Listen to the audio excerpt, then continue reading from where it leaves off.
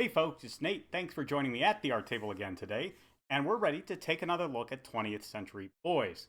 Now, let me promise right off the bat that this is not going to be as long as our last video on this topic was. That was a bit of a beast because a lot happens in those chapters, but not as much happens in these chapters, which is good because we really need a moment to decompress and process everything we learn in those chapters. And I think Urasawa understood that, and he really planned out these chapters to give us that time. So we know that at the very end of these last couple of chapters, Kana finally learned that her father is our friend. This is the first major revelation about our friend that we're going to have in this volume. Yes, if you've been waiting to learn the true identity of our friend, this is the volume for you, because this entire volume is essentially a build-up to that revelation. They've met Sadakiyo, one of the first people to know his identity. Yomi has been actually shown a picture of our friend, which we know is the real person, because not only does Sadakiyo confirm that, but several other people, including Manjome, the current premier of Japan, and the head dream navigator, all of whom are in a position to know our friend's identity already, confirm that this is real intel. And of course, ultimately, yes, ultimately, at the end of this volume, we will see our friend's face. But not yet, because we're only going halfway for right now. That's something to look forward to. But Anna has finally learned that, yes, indeed, our friend is her father. And that is an important revelation for her. And we basically get two whole chapters of Kana trying to process that emotionally. This is an important beat for her to have as a character. It really gives her some realism. Seeing this processing not only gives us insight into her, but as with just about every big hurdle she faces in life, she relates it back to Kenji, so we learn a little bit more about him. The big thing to note here, there are a couple of big things. The first one is that get a little more exposition into Kana's powers. I didn't really have a problem with them when they were just a little bit of ESP. Maybe she occasionally predicts the future accurately. She can guess people's thoughts with shocking accuracy. These things are fine. But at this point, already crashed the car, and we see her also choking the school principal, presumably with telekinesis, the same power she's supposed to use to bend spoons. And that, there's a lot of issues with this. Clearly, if both she and Friend have these powers, they should be a lot more dangerous as individuals than we see them typically being. Now, it's kind of implied through the course of the whole story that they require some kind of severe emotional distress to focus this power and really give them this much power, or at least Kana does. As we'll see in a little bit, it's kind of implied that Friend is better at using his powers than she is. I don't really understand the methodologies of this, how they make them work, what the stakes are. I think these are primarily here to give Kana and our friend a sense of menace to them. Our friend in particular, since he is, of course, the antagonist. And they are pretty effective in that, but I think, again, just the ability to kind of read minds to a certain extent and predict the future to a very limited extent is pretty menacing. And not knowing when these bizarre telekinetic powers can and cannot play a role makes it very difficult to parse how well characters are acting. And by well, I mean how intelligently they're acting, how well they've thought this all out, and etc. One of the things we're learning as we go through this volume is that our friend is not quite the games master that we would think he is, or perhaps that he would like us to think he is. And breaking down that mystique is part of the dangers of learning his identity to our friend. There's a reason he is so guarded with his identity, with his past, with all of his secrets. If we knew these things, we would not fear him quite like we do. And so perhaps it is appropriate that as we approach the middle point of the story and as we begin to learn things about our friend, that he become less menacing. But revealing that he actually has telekinetic powers makes him look more intimidating. And again, we're going to get to this in a little bit, but he seems to be just as capable, if not more capable than Kana of doing these things. So again, as a piece of storytelling, it doesn't seem to work very well, in that it makes it hard to gauge what friend can and cannot do at any given moment, and it cuts against the progression for the villain that the story really wants us to have. I don't know what to make of this. The other major thing we see here is there is a reminder that Kenji was in a band in college and that they kind of broke up because his drummer quit. We got that in some minor exposition in a previous volume. I kind of glossed over it at the time. It's going to be important in the second half of this volume, so I'm reminding you of it here. Once we get... well, there is one other thing to note. Kana, as she tries to put herself back together, she discovers that her cassette tape player has broken. And she begins wandering the streets morosely. She can't listen to her uncle's music. She can't find consolation that way. She gets picked up by some random guys on the street who are clearly trying to prey on a emotionally distraught woman and looking to get lucky. Unfortunately for them, Kana does eventually rally, but there is something of a coincidence here. It turns out that the people who picked Kana up have a friend who is a fan of really old cars, like Sadakio's really sweet sports car. And in fact, their friend has seen Sadakio's car and is following it, and he winds up following it all the way to the nursing home where we left Kiyomi and Sadakio in the last volume.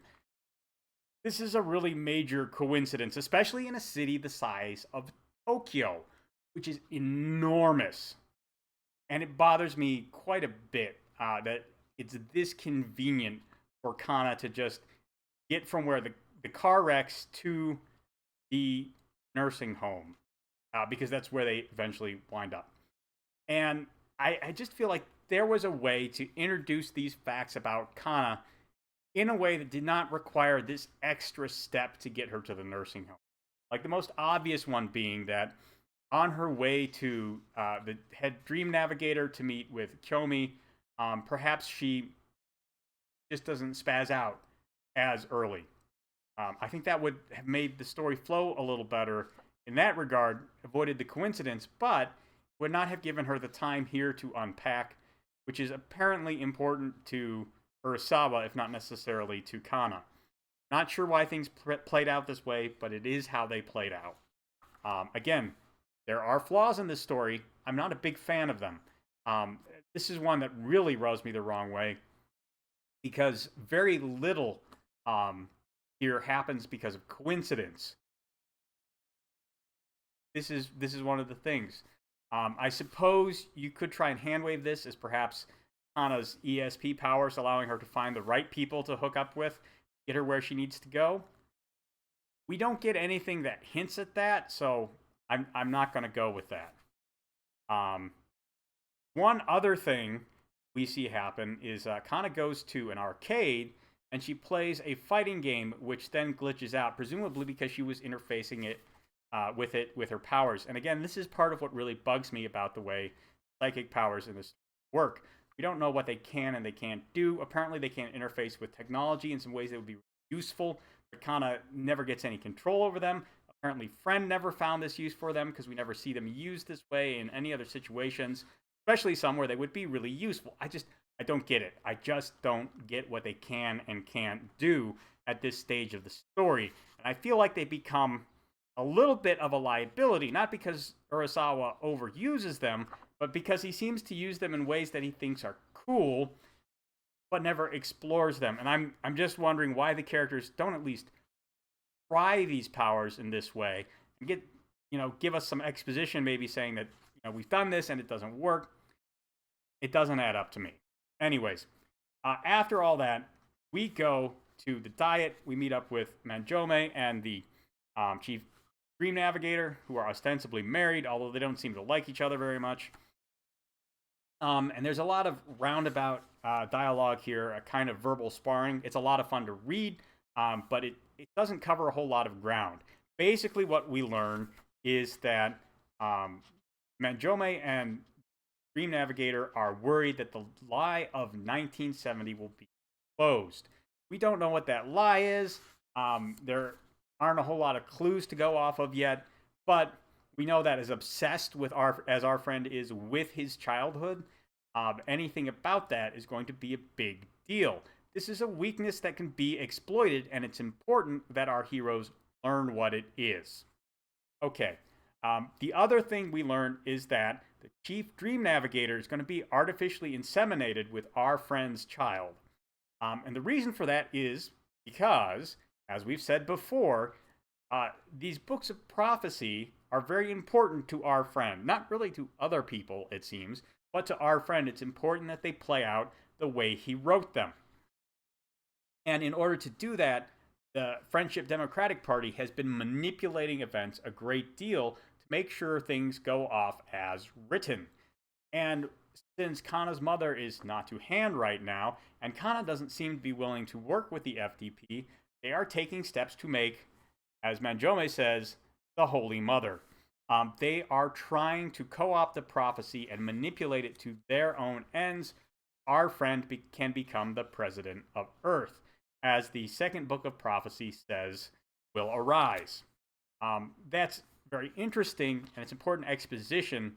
But what we really get out of this is our first indication that not just the rank and file of the FDP, which we have seen kind of at each other's throats at times before, but the leaders of the FDP are not very comfortable with each other. This is a stark contrast to our heroes, who are all childhood friends and get along fairly well, even if they don't always see eye to eye. These people are friends, unlike, ironically, the Friendship Democratic Party. Okay, so we return to the nursing home where Sadakio and Kyomi are located. And there's two storylines running side to side here. There is the present day storyline where Sadakio and Kyomi and eventually Kana all meet up, and they are trying to figure out what they're going to do because Dream Navigators are coming for them and they are about to silence them in a very permanent fashion, if you see what I mean. And the other storyline revolves around Mon-chan. And we haven't seen Mon-chan in a while. More than a volume, I believe. I would have to go back and check.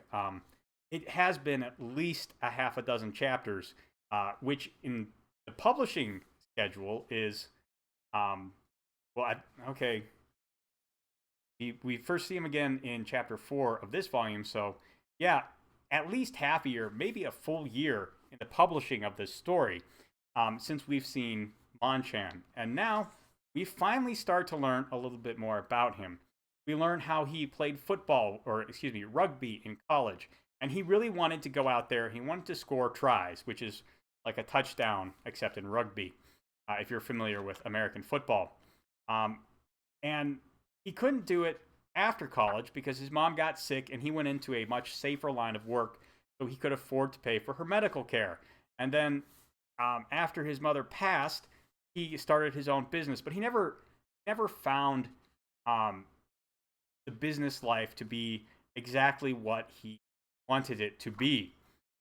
He never felt like he was giving 100% there. And then he got the notice that it was time to fight for their childhood memories. It was time to take back the symbol that the FDP had appropriated from them. And he thought, hey, there it is. That's the thing I can put everything into. At the same time, he learned he was dying from cancer, so he figured not even death was going to discourage him.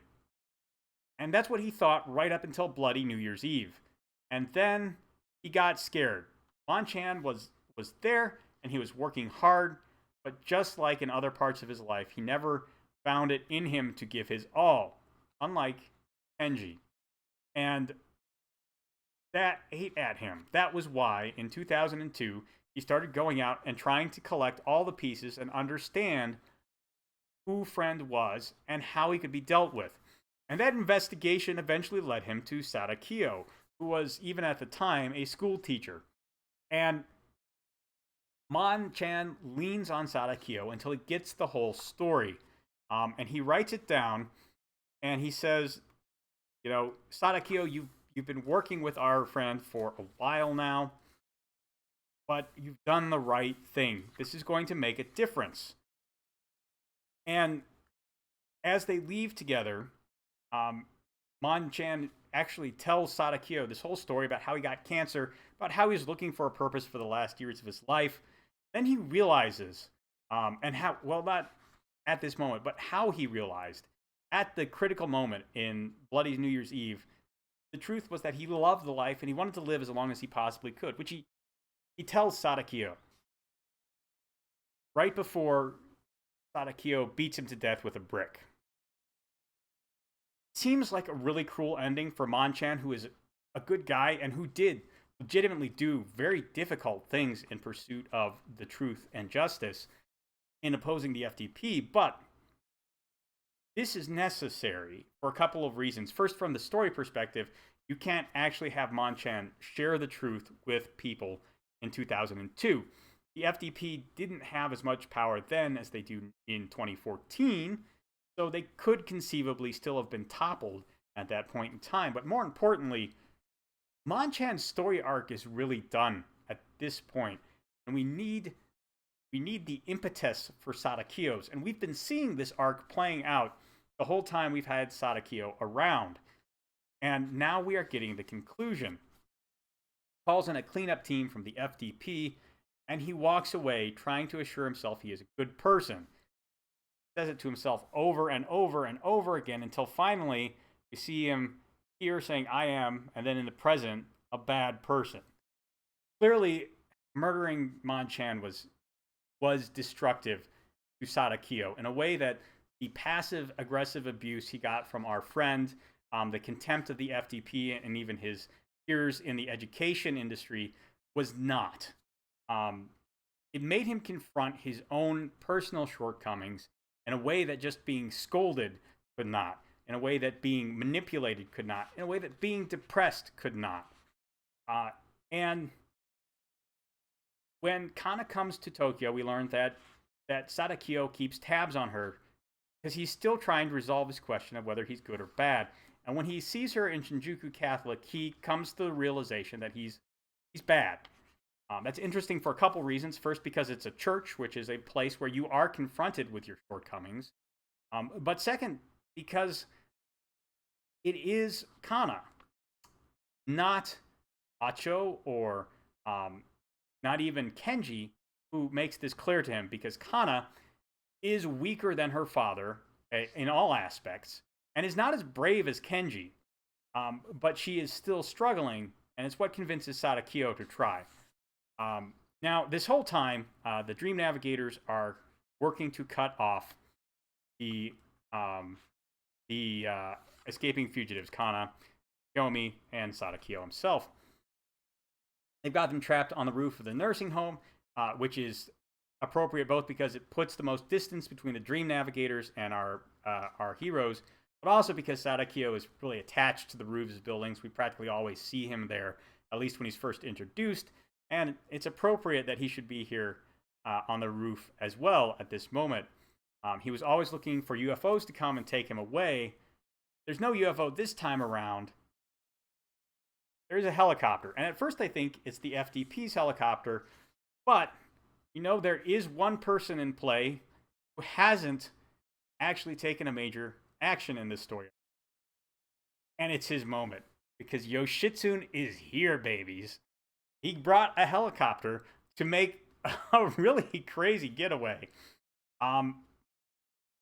He's going to pack everybody into the helicopter, but Sadakio doesn't... Actually, before that, I should point out that he recognizes Sadakio almost right away, which shocks Sadakio, but Yoshitsune points out that, he didn't see his face very clearly in elementary school, because Sadakio was always wearing that mask, but he didn't see anyone's faces very clearly in elementary school either. You remember, Yoshitsune never wears glasses in those flashbacks, and now he wears the thickest glasses you can imagine. So as someone who is really bad vision myself, I kind of appreciated that. But Sadakio isn't going on the chopper. He has a confession to make. He finally explains that the reason aliens never came for him when he was asking for help, take him away from the bullies and the depression and manipulation of his sadistic parents and peers, he doesn't think they ever came for him because he was a bad person. And it's a very, very serious ending for Sadakio. But hasn't been a very good person. He already has manipulated Kyomi by showing her friend's picture, and then we learn that he also murdered Monchan, a man who was trying to do the right thing. And he is now making penance for that, and he has repented, I think. He wants to go in a different direction now, which is why he cannot go with them. And this is a really powerful moment, I think. We get a flashback to Kenji and Sadakio on the roof, because Kenji does have to play a part in all these characters' stories. He is the linchpin of 20th Century Boys, after all. But Sadakio, ironically, doesn't remember what passed between them. For a character who is so often forgotten, he has forgotten this very important memory. And it's Kana who arrives at 0 Hour who has the last revelation.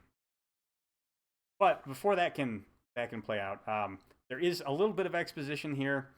Sadakio gives the memo that Monchan has written with all of his notes on it that lay out everything Monchan learned about the FTP. He's given that to Kyomi, and he goes his own way, saying, "I'm not the kind of person you think I am." He confesses to Yoshitsune that he murdered Monchan, and doesn't think the terminal cancer matters. Everyone is making these overtures to Sadakio as if that makes a difference. Sadakio says, no, it doesn't.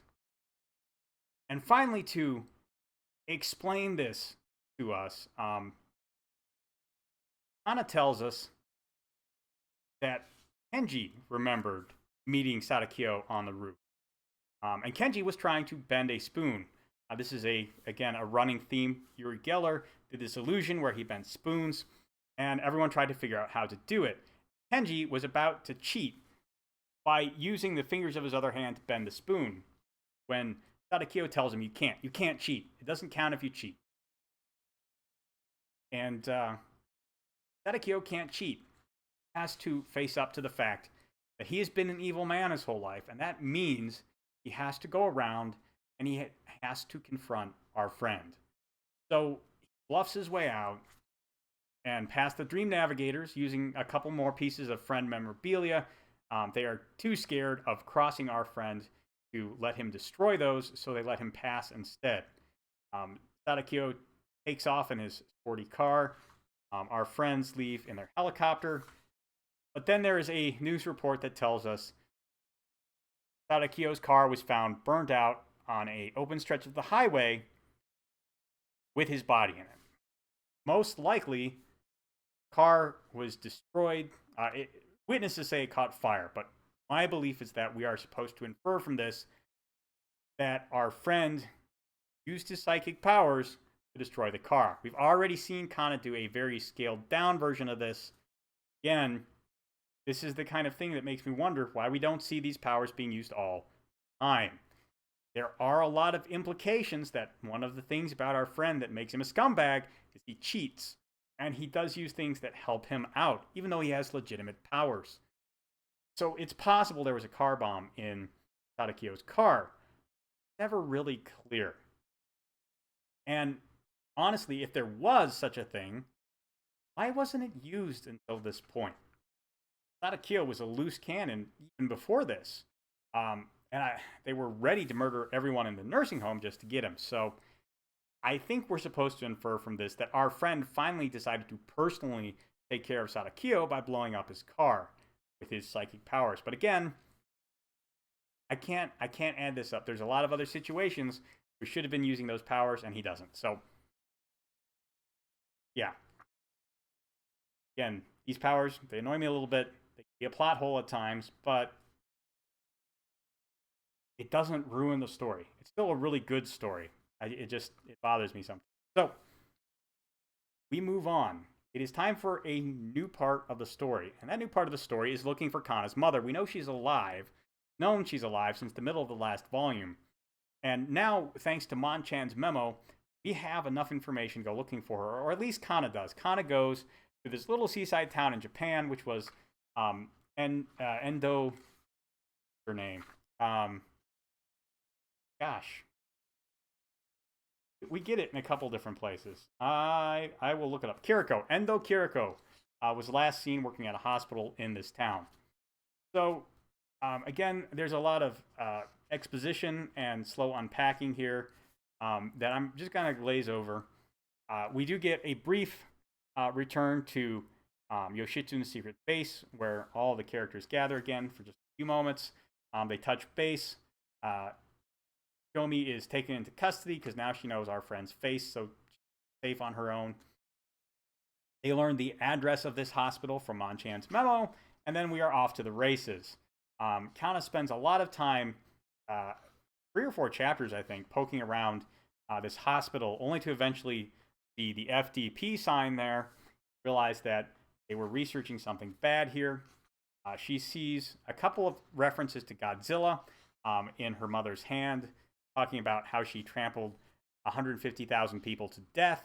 We know that that's the death count from Bloody New Year's Eve, and we finally get confirmation of the fact that, yes, here in this hospital, they were working on a bioweapon that was unleashed on Bloody New Year's Eve, and clearly Kiriko feels very, very culpable for that.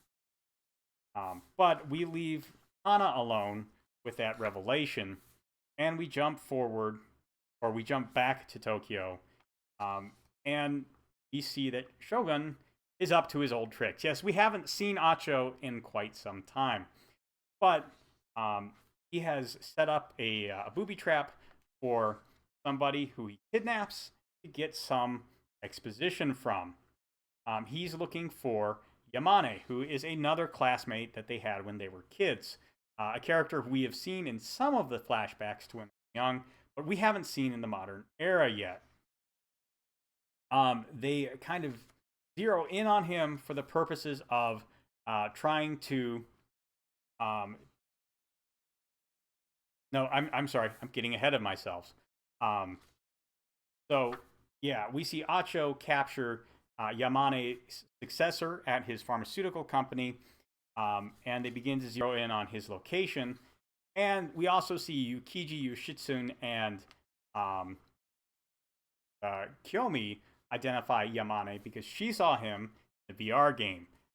So Yamane is the next important piece of the puzzle. We are getting closer and closer to our friend's identity, and we're going to be there soon. We're not there yet. Chapter 11 of this volume leaves us on the promise that Yamane is very close to our friend, both in the VR game and apparently in the modern era. We shall see. So that is the end of that section of 20th Century Boys, and it's very interesting because we are starting to see stuff fall into place very quickly now. We are going to get a look at our friend's true identity from a number of different directions. But the really powerful part of this stretch of the story is Yoshitsune. Yoshitsune reminds us there is no easy way out of this situation. It's going to take a lot of hard work, it's going to be painful, and it's going to leave us very vulnerable. I like Sadakio as a character. He presents us with a very, very powerful look at what it means to be inside the FDP, how it feels to be manipulated like that, what it does to a person psychologically. However, he was the last character you could introduce like this. What I mean is, he's added fairly late in the narrative, all things considered, and he is presented to us first as a red herring and then as a very powerful, sympathetic character. Not necessarily a good character, but one who's done a lot of evil things in his life and has come to grips with that and is trying to set it right. I like his arc. The problem is, well, there's no problems with Sadakio as such, but the door is closed now, I think, for adding additional really deep windows into our friend, history, and the psychological drivers he has. It doesn't mean we're locked out of new characters. We just really shouldn't have another character from Kenji's inner circle from his days as a youth. Doesn't mean we're not going to get one, unfortunately. But Tadakio himself, such a well-executed character that I think many writers would be tempted to try and do something similar again, which I think is exactly what happened. But we'll talk about more of that when the time comes. In the meantime, really great section of the story, but the best yet to come. Talk about that some more later. That's all I've got for you today. There's a like button and a subscribe button down below. You can use those as you see fit. I will talk to you later.